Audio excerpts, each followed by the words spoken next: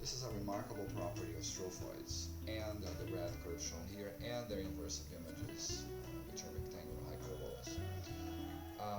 Draw a strophoid, any strophoid with for some focus F and some node O, which you specify in the plane, and some arbitrary line, it doesn't matter. Now, draw a circle centered on O, passing through F. It turns out that the intersection of the strophoid with that circle, other than F, there's three of them, right? You can see here, is always equilateral. How cool is that? Okay, and there's a similar property that is happening to its inversive image, which is guaranteed to be a rectangular hyperbola with respect to this circle, namely that hyperbola, and this is a property that is of rectangular hyperbolas in general, is also intersecting this special circle here at three spots, which form an equilateral triangle. So this is just so simple and so beautiful.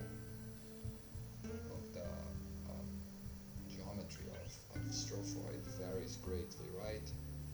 As we move this curve around the circle, we move the focus around the circle, right?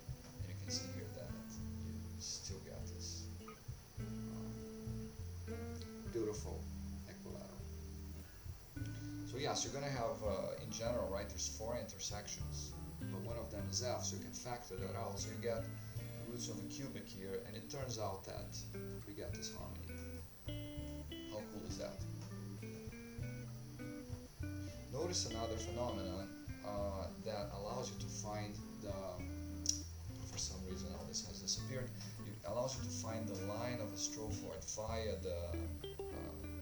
its inversive image.